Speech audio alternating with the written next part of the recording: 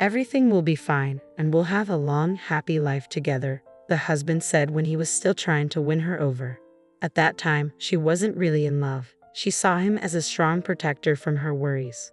Her father told her, "My dear, I don't have much time left because of my heart problems. I'll be at peace if you marry." Lyuda, a small, gentle woman with soft brown curls, believed the sweet words of her most persistent suitor. Later, she realized he was like a chess player who won without making many promises, or like a hockey player who used his stick if needed. Or maybe she just hoped that she wouldn't be lonely and would have someone reliable by her side. She might have taken more time to think, but doctors kept giving worse news about her father. So she rushed into marriage, hoping her father would recover if he saw her wedding and heard about a pregnancy. She said, "Goodbye for now. I'll be very happy to love you." She should have noticed how her groom's face twisted with malice. But she was so worried about her father and her loneliness that she convinced herself she was imagining things. At that time, she thought it was all right. Did he ever prove his feelings or do anything for her? No, he just talked a lot. Music. In her anger, Lyuda said, "I, as someone who loves you, feel that I am needed by you and our future children. Just trust me, everything will be fine." She was overwhelmed, and her father paid for the wedding but didn't live to see it. As she stood there, crying, Yuri said, "Please don't embarrass me. People will think you're doing me a favor by marrying me." It was sad that he only said this after the wedding. Otherwise, she would have run away and forgotten everything. "I'm sorry I wanted to delay the wedding because of the recent funeral. I lost the closest person to me just a week ago." "Are you stupid?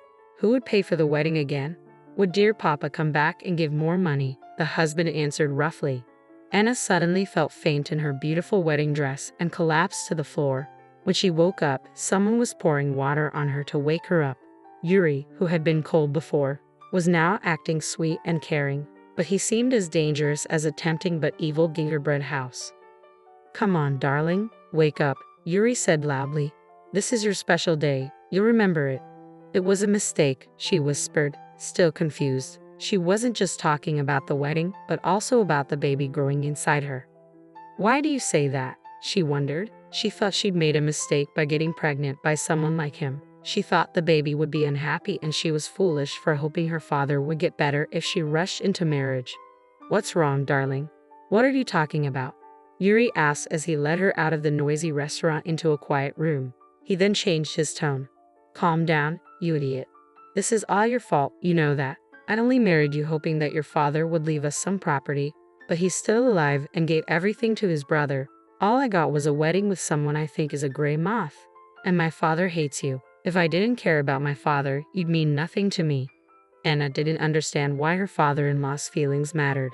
She barely knew him and had hardly spoken to him. Yuri continued, "Nothing good is going to come from this, but since you're pregnant, we'll have to wait to get a divorce."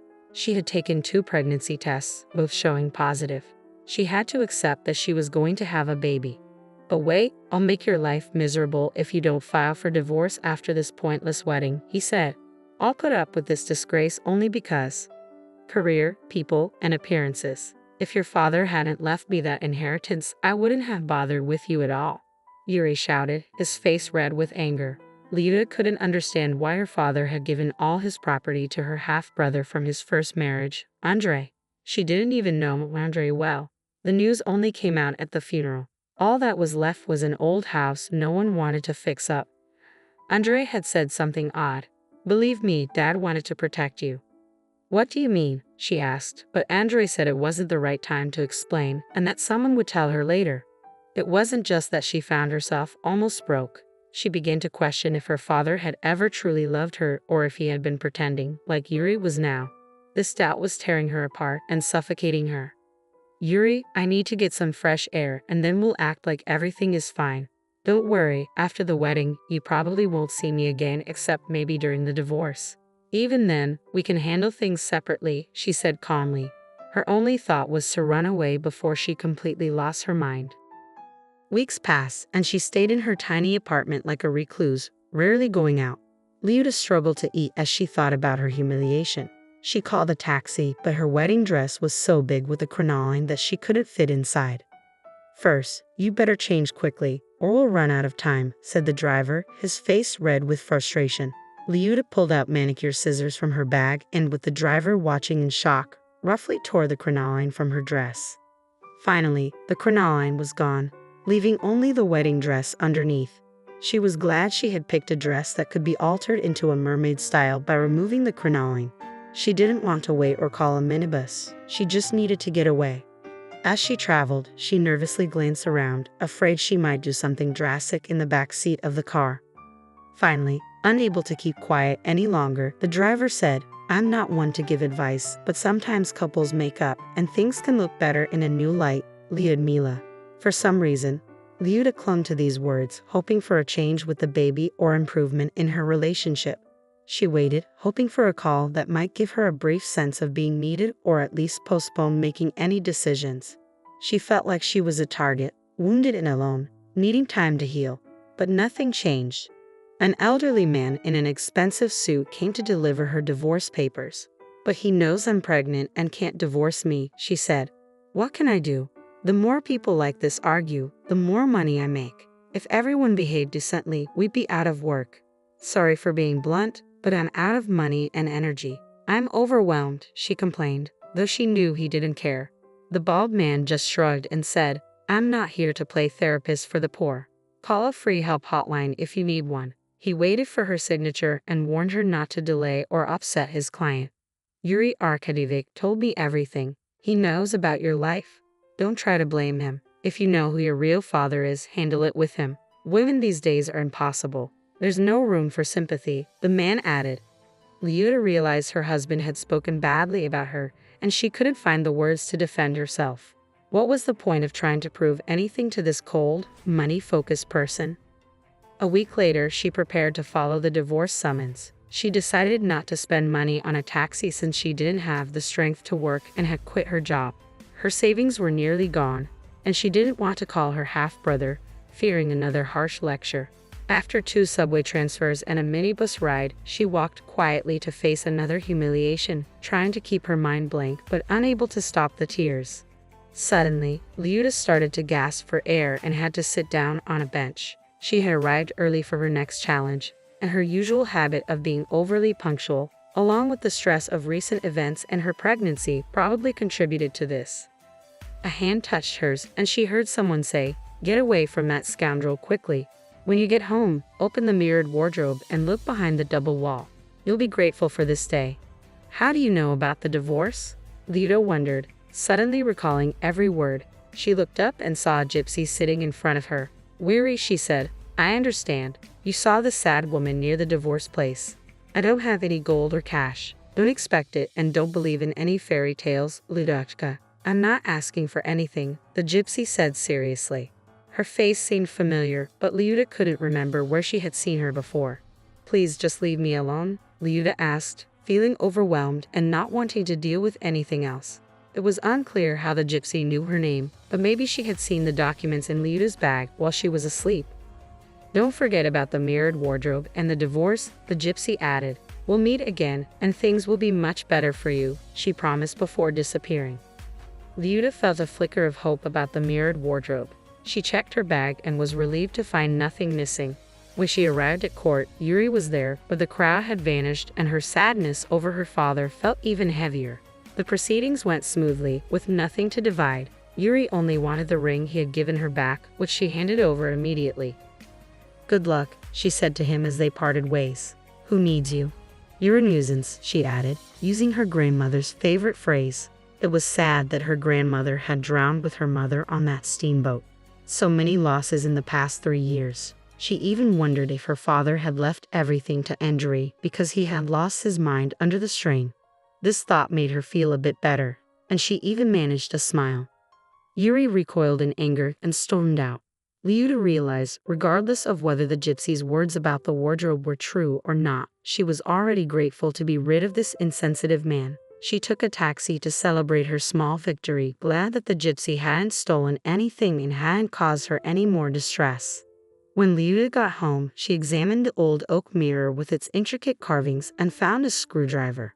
She used it to remove the screws hiding the back wall of the mirror. Behind it, she discovered a key and a note in her father's handwriting. Liuta opened the blue old suitcase that Mom left behind from her last trip. Andre will tell you the rest. He's your friend, and your half-brother adores you." Liuda was shocked but had stopped being surprised by anything. She unlocked the suitcase and inside was a huge amount of cash, so much that she couldn't even count it, probably several tens of millions. Along with the money was Andrei's phone number, and she remembered that he had never given her his number before, though she wasn't sure she had asked for it. The note continued, "I'm glad I made an impression on you. My acting studies weren't in vain. Let's meet at the cafe near your house. I'll explain everything. Your half-brother seems to be waiting for you." When Liuda asked about the call, she was surprised that Andrei admitted he was the gypsy. The gray eyes and sharp nose matched. "I've been waiting for your call," Andrei said. "Okay," she said, remembering. When she got home, she took another pregnancy test. Even though previous tests had shown positive, life can be unpredictable. This time, the test was negative. Whether or not the gypsy was really Andrei, the test gave her hope that she might not have to have a baby with someone like Yuri. While she never would have considered ending the pregnancy, she was relieved that she might not be expecting after all. She waited a few months as Andrei had asked, acting like nothing had happened. She didn't talk about her new wealth and didn't expect visitors. An ultrasound confirmed she wasn't pregnant. Andrei explained that Yuri's father had been her father's enemy and had ordered his son to marry her, take her property, and make sure they had no children. Her father had done nothing wrong except be jealous and blame others for his failures. Yuri, who idolized his father, followed his orders. The fake documents and false pregnancy were all part of the plan. "But why did Dad warn me about marrying Yuri?" she asked. "Well, who knew? Dad was very ill when all this came to light. He was afraid that telling you might cause you to lose the baby. It was his grandchild too. So he sold everything and left you the suitcase and note," Andrei explained. "Now you're safe. Yuri and his father have fled abroad to escape the debt they hadn't repaid and are facing legal trouble." "I thought you were a wicked stepbrother, glad I was left with nothing," Liuda said with a smile. "Why did you pretend to be a gypsy?" "It was to help you and let you know about the money secretly. If Yuri had seen us together, it might have raised suspicions. He was watching you," Andrei said. "I studied acting, and by the way, I'm happy to share the success with you. I know my father didn't part on good terms with your mother, but he supported us both. There was no cheating involved, and we stayed friends. Well, I'm going to move to a new apartment. I don't want Yuri coming back and asking about the child who will never be born," Liuda said. "Good idea. You always wanted to be an architect and move to the northern capital, right?" Andrei asked. "Yes, you know everything, just like a gypsy," Liuda teased. "Don't say that. I'm a good person, and as I promised, we met, and things are better now," Andrei said, sounding like the gypsy again. Liuda sighed with happiness. It wasn't just about the money. She was glad to have found someone reliable and close. Thank you for sticking with the story. If you liked it, please give a thumbs up. All the best to you.